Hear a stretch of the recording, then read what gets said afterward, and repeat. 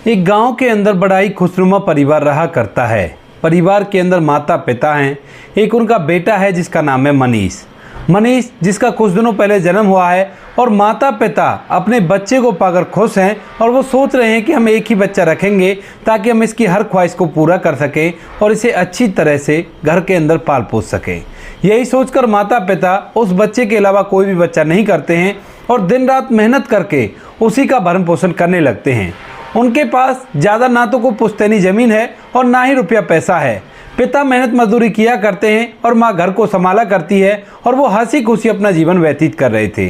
धीरे धीरे समय बीता और समय के साथ साथ जो उनका बेटा होता है मनीष, वह अब स्कूल की पढ़ाई को कर लेता है और कॉलेज में पढ़ने के लिए जाने लगता है। माता पिता मेहनत करके अच्छे से कॉलेज में उसका एडमिशन कराते हैं और एडमिशन कराने के बाद वह अपनी पढ़ाई लिखाई को कॉलेज में जारी करने लगता है। धीरे धीरे समय बीता और समय के साथ साथ बेटा पढ़ लिख करके एक नौकरी में लग जाता है और उसके बाद माता पिता उसकी शादी की चिंता करने लगते हैं। जैसे ही माता पिता उससे शादी के बारे में पूछते हैं तो बेटा उनसे साफ साफ मना कर देता है। कहता है कि माँ बाबूजी, मैंने एक लड़की पसंद कर रखी है और मैं उसी से शादी करूँगा। अब इस बात को सुनकर माता पिता को हैरानी तो बड़ी होती है, क्योंकि अब वो काफ़ी ज़्यादा बुजुर्ग हो चले हैं और जब बेटे की शादी का नंबर आया है तो उसके बाद बेटा अपनी मर्जी से शादी करना चाहता है। लेकिन इकलौता बेटा था तो वो कर भी क्या सकते थे। इसी वजह से बच्चे की हाँ में हाँ वो कर लेते हैं और कहते हैं कि ठीक है बेटा, अगर तुम ऐसा ही चाहते हो तो उसी लड़की से शादी कर लेना, लेकिन एक बार हम उस लड़की के घर वालों से मिलना चाहते हैं।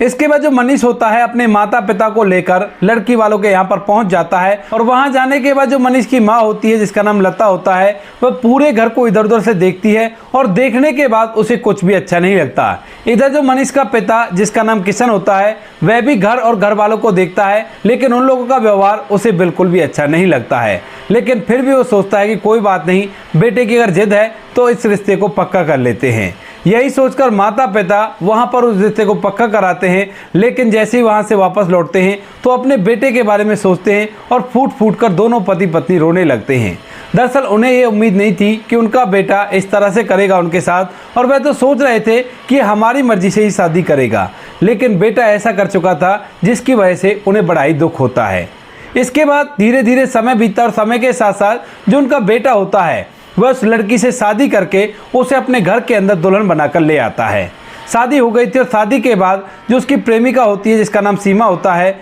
वह घर के अंदर आती है और घर के अंदर रहने लगती है। लेकिन जो सीमा थी वह मनीष के साथ कॉलेज में पढ़ा करती थी और उसका व्यवहार उसके माता पिता के प्रति काफ़ी ज़्यादा खराब रहता है। माता पिता जब अपनी बहू का ये हाल देखते हैं तो वह अपने बेटे से भी कहने की कोशिश करते हैं, लेकिन शादी के बाद जो बेटा होता है वह पूरी तरह से अपनी पत्नी के कहे में चला करता है और बिल्कुल भी माता पिता की बात नहीं सुना करता है। अब माता पिता जब देखते हैं कि हमारी बुजुर्ग अवस्था है और बच्चे जवान हैं, तो इसके बाद अगर हम इनसे कुछ कहेंगे तो बड़ी दिक्कत हो जाएगी। यही सोचकर माता पिता चुपचाप घर के अंदर रहने लगते हैं और अपना समय व्यतीत करने लगते हैं। धीरे धीरे कुछ समय बीता है और कुछ समय बाद जो सीमा होती है वह प्रेग्नेंट हो जाती है और अब उन्हें बच्चा होने वाला था। जैसे ही सास देखती है कि बहू को बच्चा होने वाला है तो उसके बाद वह उसे घर का बिल्कुल भी काम नहीं करने देती है और खुद ही सारे काम को किया करती है। बहू घर के अंदर आराम किया करती है क्योंकि वह प्रेग्नेंट है और धीरे धीरे उसकी डिलीवरी भी हो जाती है। उसने एक लड़के को जन्म दिया था, जिस लड़के को पाकर पूरा परिवार बड़ा ही खुश होता है। दादा दादी भी खुश हैं और उस बच्चे के माता पिता यानी कि मनीष और सीमा, वो दोनों भी काफ़ी ज़्यादा खुश हैं। बच्चा होने के कुछ दिनों बाद तक तो सास अपने आप ही बहू से काम के लिए नहीं कहती है, लेकिन जैसे ही काफ़ी दिन बच्चा होने के बाद बीत जाते हैं उसके बाद भी बहू काम को हाथ तक नहीं लगाती है और अब उसे अच्छा लगने लगा था कि मेरी जो बूढ़ी सास है वो घर का काम किया करती है और मैं महारानियों की तरह ऐसे ही बैठकर आराम किया करती हूँ। सास लता भी इस बात को महसूस करती है, लेकिन वो फिलहाल चुपचाप रह जाती है और सोचती है कि कोई बात नहीं, मेरा शरीर चलता हुआ है, अगर थोड़ा बहुत काम कर लूँगी तो क्या परेशानी है। क्योंकि वैसे भी उसका बेटा उसकी बात नहीं सुना करता था, तो इसी वजह से वह कहती भी तो किससे कहती। यही सोचकर सास चुपचाप काम करती रहती है, लेकिन धीरे धीरे समय यहाँ तक आ जाता है कि जो बूढ़ी माँ होती है उसके बस की ज़्यादा काम करना नहीं होता है और एक दिन अचानक से वह बीमार हो जाती है। जैसे ही सास बीमार होती है तो उसके बाद जो बहू होती है अपनी सास को खरी खोटी सुनाने लगती है। उस टाइम पर जो किशन सिंह होते हैं वह बाहर गांव में घूमने के लिए गए थे, लेकिन जैसे ही वापस आकर अपनी बहू के बोल अपनी पत्नी के प्रति सुनते हैं तो तो उसके बाद उन्हें गुस्सा आ जाता है और वे बहू को धमकाने लगते हैं। जैसे बहू को ससुर ने धमकाया था तो उसके बाद वो इस बात से काफ़ी ज़्यादा नाराज़ हो जाती है। वहाँ पर तो वह अपने ससुर से कुछ नहीं कहती, लेकिन शाम के समय जैसे उनका बेटा मनीष वापस लौटता है तो उससे तरह तरह की बातें कहने लगती है और कहती है कि तुम्हारे पिता ने आज मुझसे बहुत बुरा बुरा कहा है और मैं ये बात बिल्कुल भी बर्दाश्त नहीं कर सकती। या तो तुम अपने घर वालों को समझा लो, अगर उनका ऐसा व्यवहार रहेगा तो हमें इनके साथ बिल्कुल भी नहीं रहना, हम लोग अलग से रहेंगे। अभी तक माता पिता काफ़ी ज़्यादा बुजुर्ग हो चले थे और जो बेटा मनीष होता है वह अपनी पत्नी के कहे अनुसार अपने माता पिता से लड़ाई करने लगता है। जब माता पिता ये देखते हैं कि उनका बेटा अपनी पत्नी की बात सुनकर उनसे लड़ाई कर रहा है, उसने एक बार भी नहीं पूछा कि पिताजी ने तुमसे ये बात क्यों कही थी, तो उसके बाद पिता से रहा नहीं जाता है और वह अपने बेटे को धमकाने लगता है। उसकी आंखों में आंसू थे और वह कहता है कि नालायक, तेरे लिए हमने बहुत कुछ सपने देखे थे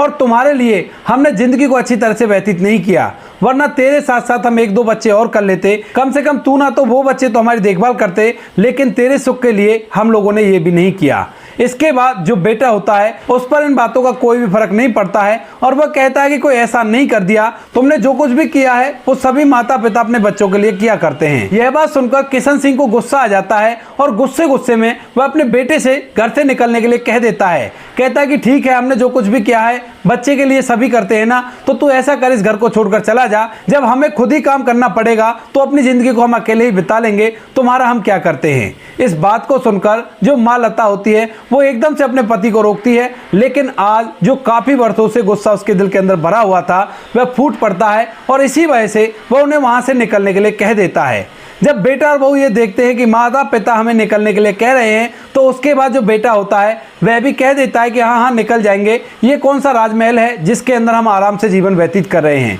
और वैसे भी मैं नौकरी किया करता हूँ, खुद कमाया करता हूँ, अपना गुजारा अपने आप कर लूंगा। ऐसा कहकर बेटा बहू शाम के समय वहां से अपना सामान पैक करते हैं और वहां से जाने लगते हैं। लता जो बूढ़ी माँ है वो एकदम से अपने बेटे के सामने आती है और कहती है कि बेटा, यदि तुम्हारे पिता हैं कोई बात कह दी तो इसका बुरा मानने की कोई जरूरत नहीं है, रुक जाओ घर में। लेकिन तभी जो उसकी बहू सीमा होती है वह एकदम से बूढ़ी माँ पर ही चिल्लाने लगती है और कहती है कि बुढ़िया, ये सब कुछ तेरा ही तो किया धरा है, कोई बात नहीं, अब हम इस घर में रहेंगे ही नहीं, तुम ही रह लो, तुम्हारा घर तुम्ही को मुबारक। ऐसा कहकर बेटा बहू अपने माता पिता को रोता हुआ छोड़कर वहां से निकल जाते हैं और शहर के अंदर एक किराए का मकान लेकर वहां पर अपने बच्चे के साथ रहने लगते हैं। माता पिता पीछे से उन दिनों को याद करते हैं जब उन दोनों ने फैसला लिया था कि एक ही बच्चा करेंगे क्योंकि अच्छे से हम इसकी देखभाल कर सकेंगे। लेकिन आज उस फैसले पर उन्हें बहुत ही ज़्यादा पछतावा होता है और वे सोचते हैं कि उस टाइम पर अगर हम और भी बच्चे कर लेते तो बड़ा ही अच्छा होता, कम से कम ये दिन तो ना देखना पड़ता। अब वो बच्चे होते तो हमारी देखभाल करते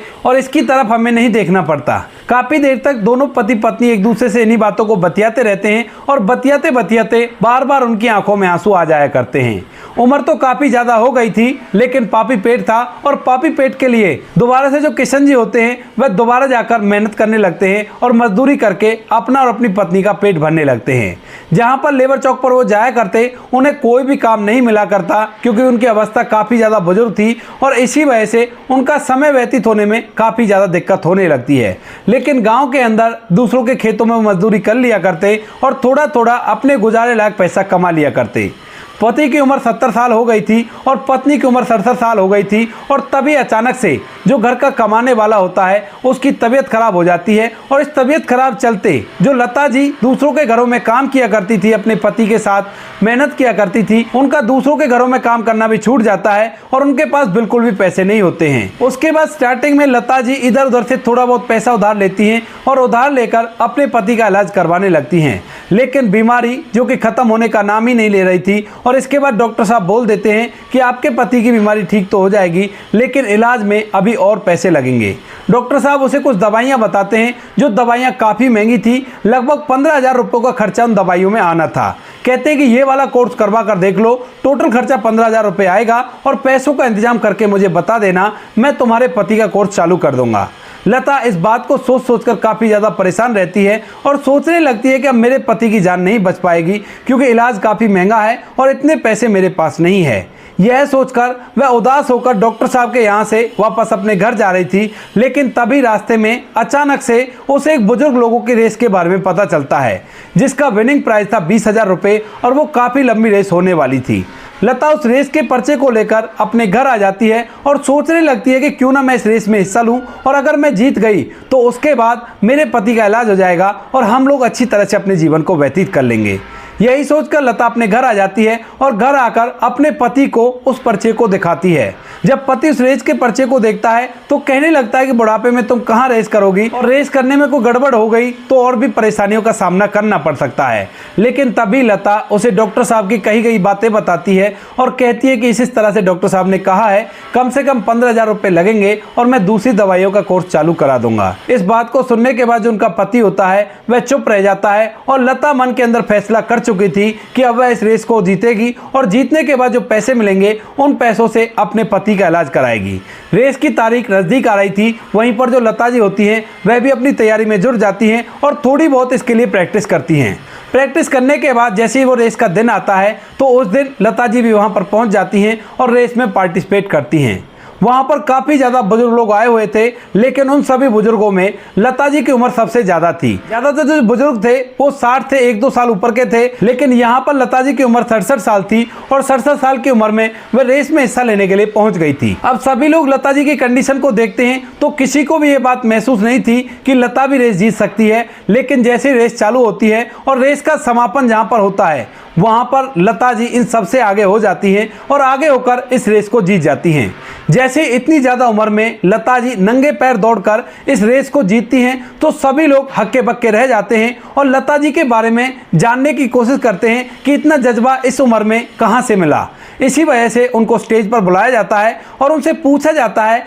कि आपने इतनी उम्र में ये रेस जीती है, आपकी कामयाबी के पीछे क्या राज है। अब यह बात सुनकर लता जी थोड़ी सी हिचक जाती हैं, क्योंकि वहां पर पहली बार वो ऐसे स्टेज पर चढ़ी थी जहां पर इतने सारे लोग थे और उससे कुछ कहने के लिए कह रहे थे। वह नर्वस होकर वहां पर कुछ भी नहीं कह पाती हैं। लेकिन तभी एक लड़का वहां पर आता है और वहां पर आकर उन्हें समझाने लगता है। कहता है कि देखिए माँ जी, यहाँ पर जितने भी लोग हैं वो आपकी उम्र के हिसाब से रेस जीतने को लेकर काफ़ी एक्साइटेड हैं आपके बारे में जानने के लिए। तो आप अपने जीवन के बारे में बताओ और इन लोगों को बताओ कि आपने ये रेस क्यों जीती है, अब इन पैसों से आप क्या करोगी। यह बात सुनकर लता जी जो स्टेज पर खड़ी हुई थी एकदम से उसकी आंखों में आंसू आ जाते हैं। और जैसे ही लता जी की आंखों में आंसू आते हैं तो वहां पर कुछ लोग जो अभी तक लता जी को इस तरह से देख रहे थे कि आखिर क्या कारण है जो इन्होंने रेस जीती है, वह उसके दुख को देखकर एकदम से वो भी भावुक से हो जाते हैं और उन्हें चुप होने के लिए कहने लगते हैं। इधर जो वह लड़का जो उन्हें समझा रहा था वह भी उन्हें चुप करता और पूछने लगता है कि अम्मा क्या हुआ, क्या कोई परेशानी है, अगर कोई परेशानी है तो आप यहाँ पर खुलकर बता सकती हो। इसके बाद लता जी अपने आंखों के आंसुओं को पहुंचती हैं और आंसुओं को पहुंचने के बाद अपने जीवन की ये पूरी कहानी कि किस तरह से उन्होंने एक बच्चा करने का फैसला किया था और उसके बाद उस बच्चे ने उन्हें धोखा दे दिया और बुढ़ापे में अपने पति के इलाज के लिए उन्होंने ये रेस जीती है, इस बात को बता देती है सभी लोगों को। और जैसे ही सभी लोग इस बात को सुनते हैं तो वहां पर जिन जिन लोगों को लता जी की कहानी सुनाई दी थी वह सभी लोग फूट फूट कर रोने लगते हैं। इसका एक छोटा सा वीडियो क्लिप भी बन जाता है और वह वीडियो क्लिप रातों रात वायरल हो जाता है। लता जी की इस कहानी को सुनकर वहां पर मौजूद सभी लोग अपनी तरफ से उनकी मदद करने का फैसला करते हैं और सभी लोग मिलकर उनके लिए कुछ पैसे एकत्रित करते हैं और इनाम से भी ज्यादा रकम उनको दी जाती है। कहा जाता है कि माँ जी अपना और अपने पति का अच्छे से ख्याल रखना और हम में से जिस पर भी बन पाएगा आपके घर आकर आपकी देखभाल करते रहेंगे। कुछ लोग वहां पर काफी ज्यादा दयावान थे तो उन्होंने लता जी का एड्रेस ले लिया था और इसके बाद वह उसके घर जाकर उसका हालचाल पूछा करते और उसके खाने पीने का सामान भी वहां पर पहुंचा दिया करते। लता जी की जो वीडियो वायरल हुई थी वह वायरल होते होते उसके बेटे मनीष तक भी पहुंच जाती है। एक दिन उनकी बहू घर के अंदर बैठकर फोन चला रही थी और उसी दौरान उसके सामने वो वीडियो आ जाती है और उसमें अपनी सास को देखकर वह एकदम से हैरान हो जाती है। लता जी अब जब ज्यादा फेमस हो जाती हैं तो उसके बाद लोग तरह तरह से उनको अपने पास बुलाने लगते हैं और उनका तरह तरह से स्वागत करने लगते हैं। उनको पैसे भी मिला करते और जो रेस उन्होंने जीती थी उसके बलबूते पर उन्हें एडवर्टाइजमेंट करने का मौका भी मिल जाता है, क्योंकि उस रेस की पूरी वीडियोग्राफी बनी थी और लोग अपने प्रोडक्टों को बेचने के लिए लता जी से एडवर्टाइजमेंट भी करवाया करते हैं। अब लता जी का जीवन अच्छी तरह से व्यतीत होने लगता है और जैसे ये बात उसके बेटे बेटे मनीष को पता चलती है तो उसके बाद पहले तो उसे इस बात पर विश्वास नहीं होता, लेकिन गांव के अंदर उसके कुछ जानने वाले थे, जब उनसे वह अपने माता पिता के बारे में पूछता है तो यह बात पूरी तरह से प्रूफ हो जाती है कि अब मनीष के माता पिता बहुत ही अच्छा जीवन व्यतीत किया करते हैं। उनके पास रुपए पैसों की भी कोई दिक्कत नहीं है और उनको देखभाल करने वालों की भी कोई दिक्कत नहीं है। इस बात को देखकर उन्हें बड़ा ही बुरा लगता है, लेकिन उन लोगों ने अपने माता पिता से पहले ही नाता तोड़ दिया था,